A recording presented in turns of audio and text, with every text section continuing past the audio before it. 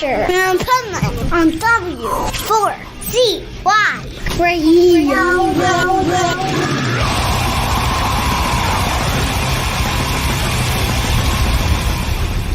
Wake up, America! It's time for the Adventures of Pipeman on W4CY.com, West Palm Beach's #1 internet radio station. Here's your host, the Pipeman.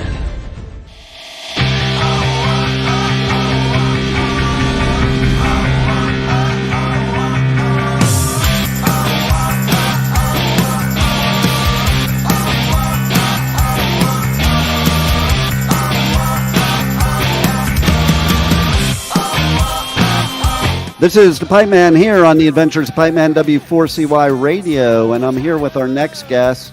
Man, they have some killer music, and I totally dig their newest video that you're going to have to check out. It's this one right behind me, but that's just the album cover. The video's badass. So let's welcome to the show Gene from Bullets And Octane. How are you? Ooh, hey, here we are, man. Here we are. And, you know, we were just having a conversation before going on the interview about my days in L.A. and your days arriving to L.A. And, you know, there's a lot of stories I wish I could share with you from the 80s Sunset Strip, but I don't remember any of them. That you don't want to go to jail either, right? So I pretty much showed up like right when you were nursing your decade of hangover, right? Yeah, totally. Have you ever seen the meme? Okay, there's this meme of the 80s rock star and the rock star today. Have you ever seen that meme? Hold on. Oh, shit. Lost you. We're back. Okay. No, I have not seen that.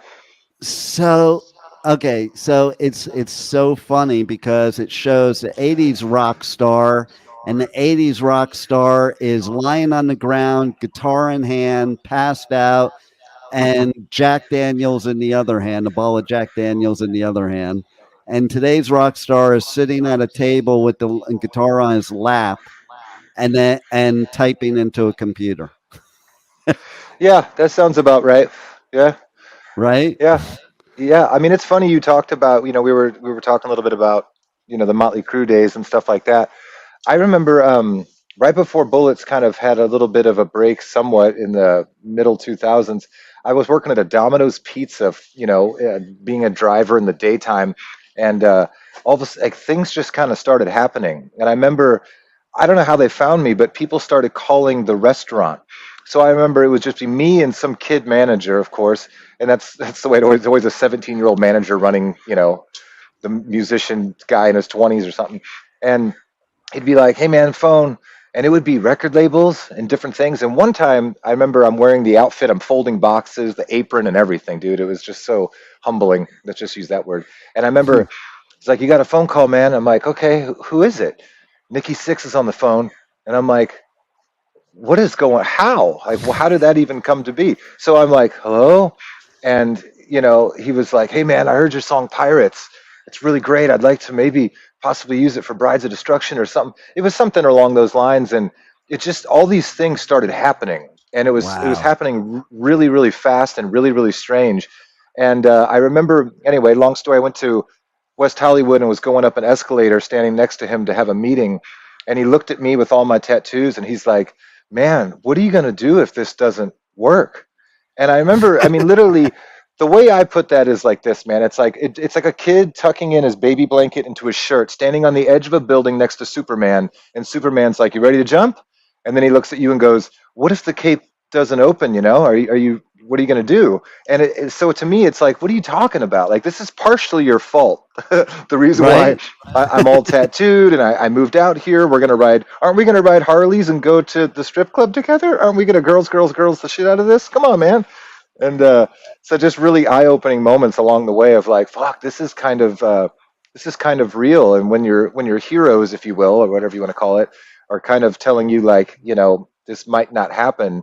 I'm thinking like, man, I don't know. Like, I've watched so many Headbangers Ball things that it has to happen, right? I mean, this is what happens.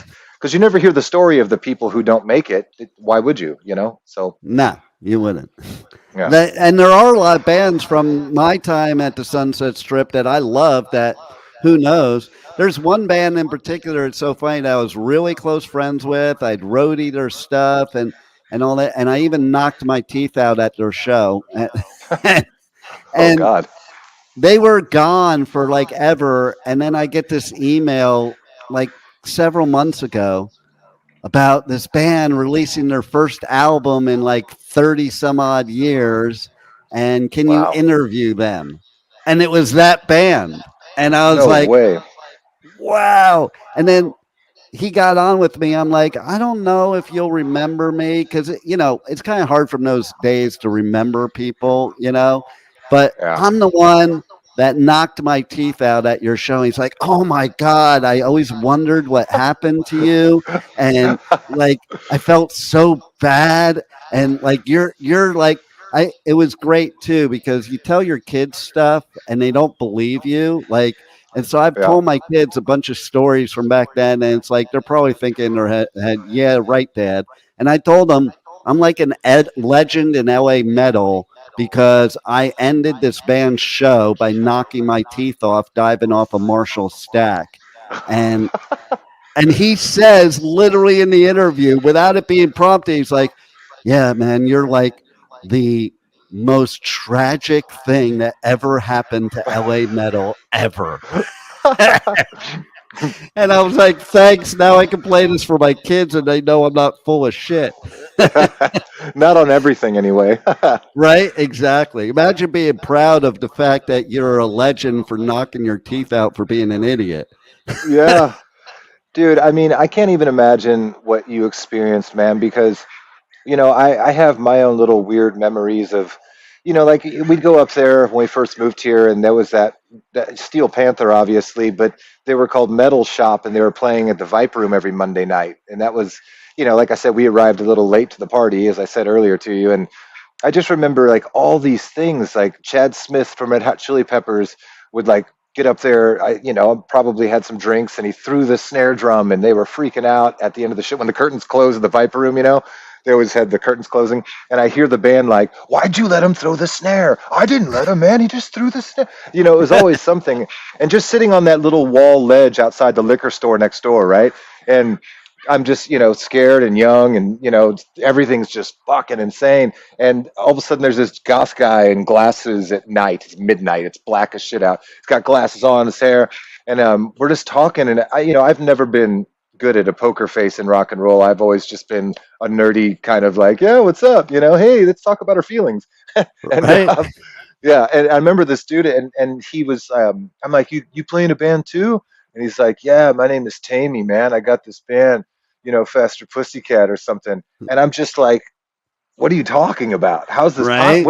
Why are you sitting right here? So out there, it's just like random stuff. You just like walk around, and all of a sudden there's Slim Jim Phantom, who's got the Cat Club at the time across the way, and it's Yep. like, holy shit, it's a fucking stray cat. There's a stray cat, a literal stray cat right here. Like, so it's just so mind-blowing, the different things that can happen that are just everyday stuff that we only dreamed about back in Missouri. Like, it was just stuff of legends. You couldn't watch shit on your computer, so it's like every Right. Saturday I'd be at my neighbor's house who had cable, and we would sit there and watch Headbangers Ball and Saturday Night Live and just lose ourselves into the TV, and just, you wouldn't even blink because you can't rewind it, so you really No. had to soak it in, man. And so to hear that you got to actually be around most of the stuff that we only got to wonder about, it's so cool.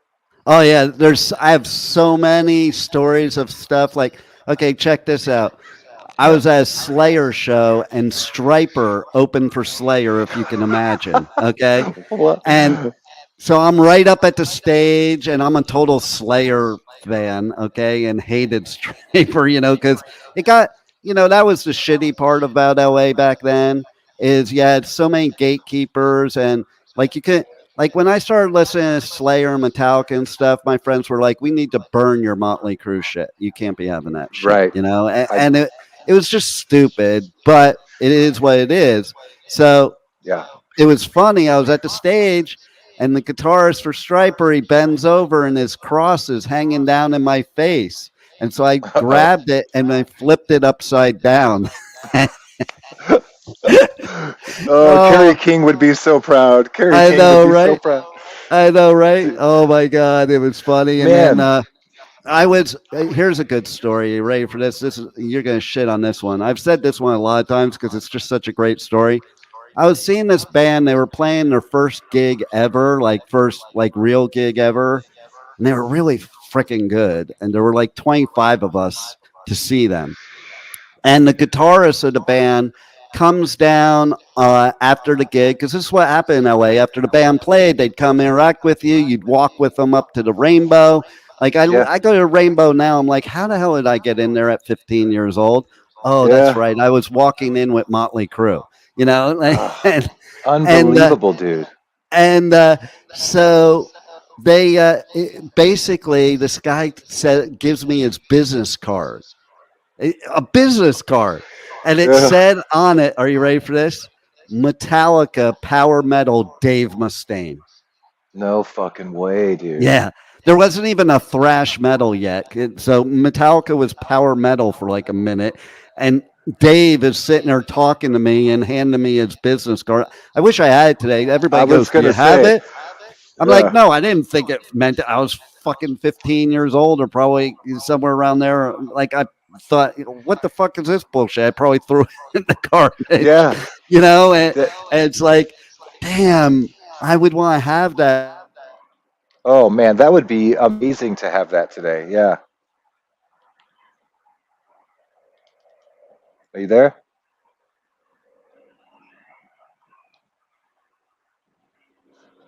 We got audio here. Hello. Hello, hear me now? We're back. All right. My engineer will edit that out. I don't know what happened there. Yeah. So No. yeah, I mean, it blew my mind because it's like, okay, the kid gets off the stage. I don't think he's anybody. He hands me his business card. I'm like, what the hell is this? I'm just here for a show. And then, like, I think nowadays, I'd like to interview Dave and have that business card and like just pull it out and hand it to him and say, "Do you Oh remember giving me this?" But I can't do that, you know. But that would have no. been a cool ass thing, you know. Yeah. I mean, if you remember the details of it, maybe you can make a mock one up just for sentimental reasons to, be like this is something like this. Oh, he'll remember for sure because it's funny what these dudes do remember. Like I was good friends with Armored Saint, like really good friends with them. I was their first merch company actually. Me and my bro, they didn't have shirts or pins. We're like, "Can we make shirts and pins and sell them at your show? We'll give you 50%." They're like, "Sure." We were like 15 years old. So, Joey, the bassist, and I were talking like a couple years ago about this, and he even informed me of something I never knew. And he goes, "Yeah, you know that picture of Lars with a guitar wearing an Armored Saint shirt?" I'm like, "Yeah." He goes, "That's your shirt." And he No still has way. it. And he goes, "And he still has it." I'm like, "Really? I don't even have one anymore." He goes, "Neither do I." Yeah. Yeah, there's a lot of that. I've never really been good at collecting all the stuff from all the years. I moved so much and had such a crazy life that Same. it was just like, fuck it, I don't care. And they're like, why don't you should have that stuff to hang up? They're trophies. And I'm like, I remember all the shit, man. It's all good. But I realized that not for me, but for story purposes or later on down the line, it's like there's no proof of it other than my mouth, like telling Exactly.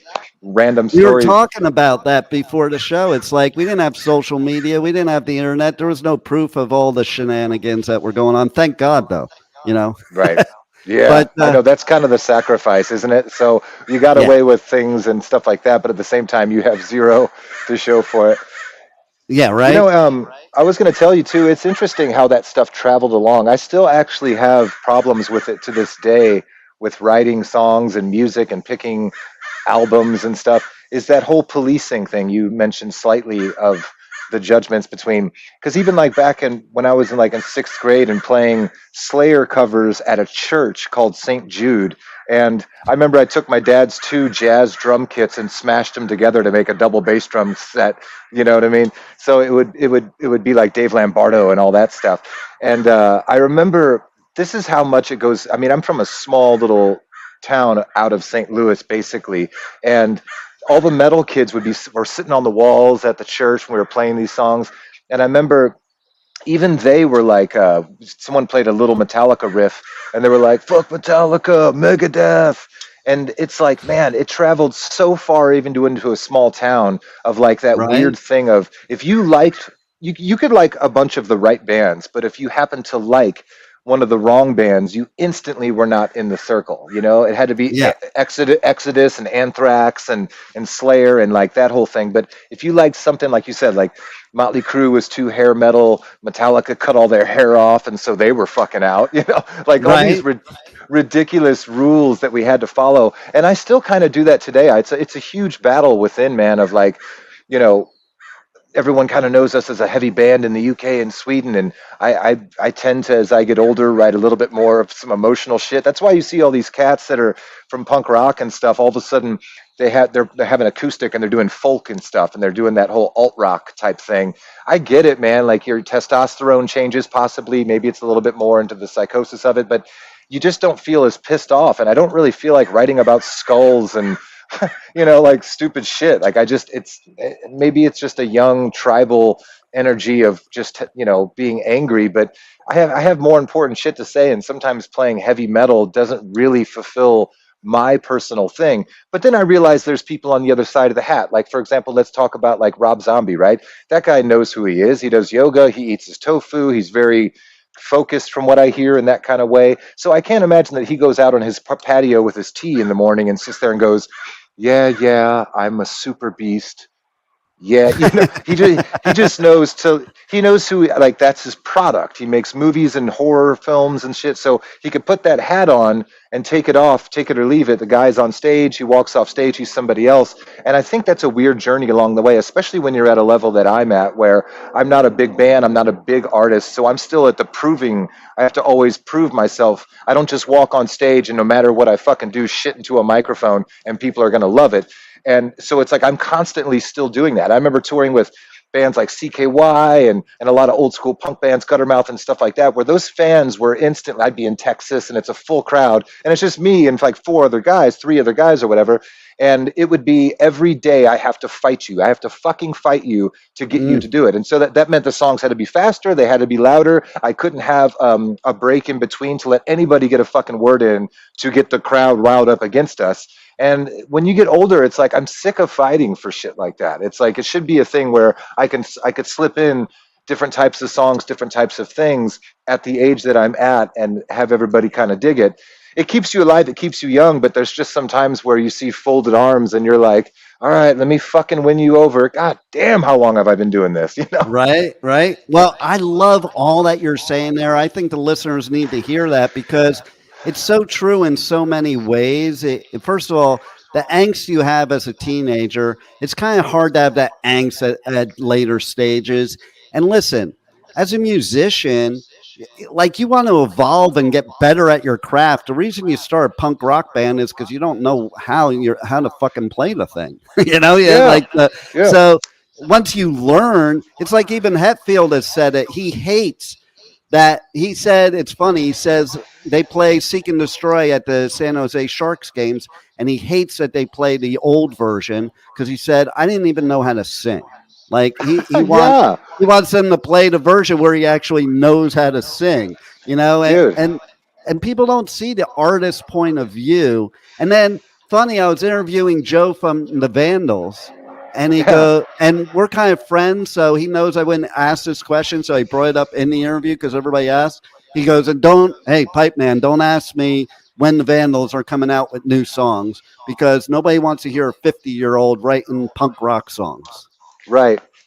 Yeah, And I get that, man. There's a lot of bands that I see where, I mean, Metallica's a good example of that as well. It's like I've seen these things, and it's cool that they kind of get ahead of it, get in front of it, where they'll go, "You guys want to hear something new? Hey, you want to hear something old? Ah, And it's like, do we, why? Why even at this point? I mean, unless it's just completely, merely and purely for yourself, you are making the next album. At this point, if you're any of those bands, like, fuck it, man. Go out, play Master of Puppets, give them the fucking Ride the Lightning, give them all that shit. Maybe not do the weird snare drum album, right? And just and just get on with the show and say fuck it. I don't know.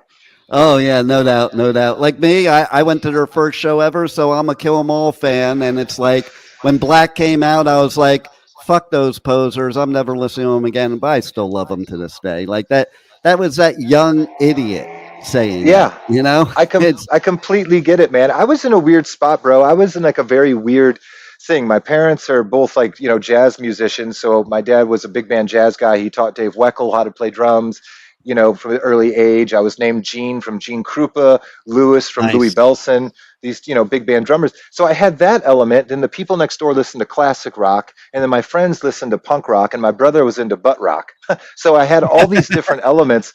And that's why when people ask me like the most basic shit in interviews about like, what's your favorite album? What's your favorite this? And I'm like, I don't really have that. I right, do like top 40 music, and I do like catchy fucking songs, and I like it across the board, man. I listen to everything. Like I can't imagine what Bullets would sound like if I wasn't influenced by the early Brian Setzer orchestra stuff. Not so much the jump jive and nice, whale shit, but it's like those elements come in. And when I worked with Page Hamilton from Helmet, he produced one of our albums. We like hit it off instantly because I was looking at him like, I remember Helmet from the 90s. This is going to be great. I love that shit. And I didn't know he was a jazzer, So all of a sudden he heard my simple little rock songs that were pretty shitty, but he heard these weird jazz changes that I didn't fucking know that they were there, but he did, and he helped kind of pull that stuff out. So there's a lot of shit that I don't even realize. I'll be in the dentist office, man, and whatever that music is they pipe in at the in elevators and dentist office, that weird soft rock Chicago and Steely Dan and like that weird thing, whatever that is, that's the shit that I subconsciously stole a lot from for Bullets. I'd be in there getting drilled nice. on, and all of a sudden I'd hear like, I keep forgetting we're not in love anymore, and I'm like hearing a bridge, and I go, oh my god, on my heavy metal song I totally stole the horn section for a lead guitar section. Right. So I love that about music. And you mentioned earlier, like we were talking about Slayer, I always use them as an example, man, because one thing that pisses me off about like the art thing, I get it, it's music business, second word business, I get that argument, but I imagine music being like this art palette. You have all these paints on your thing, but you're stuck in metal. Let's say metal, Kerry King, metal's red and yellow, and your whole life red and yellow, red and yellow, and one day you look down and you go, man, a hint of turquoise would really set this fucking painting off. And I just kind of find it like, why the fuck don't we do that? I remember one of my guitar Yep. tech friends worked for Slayer and Guns N' Roses, and I had to ask him, I'm like, dude, so at sound check, does Slayer ever play fucking Sweet Home Alabama, anything other than metal? And he's like, no, dude, they just do the metal thing. And I'm like, fuck, I'd lose my fucking shit if I was touring for decades and just having to go every day and not just once in a while go, hey, you guys want to fucking rock a Sweet Caroline just for the shit of it? Let's just do it. Come on, Nice. I see. I love that.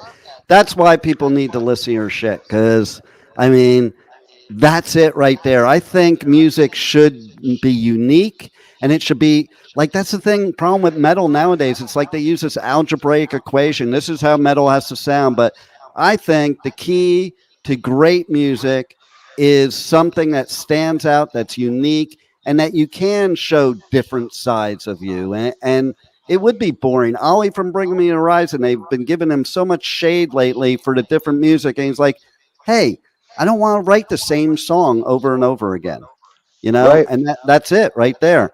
So tell everybody how they can check out your new video, Space Lord Symphony. That's badass. And how they can connect to you guys on socials, on the web, all that great shit.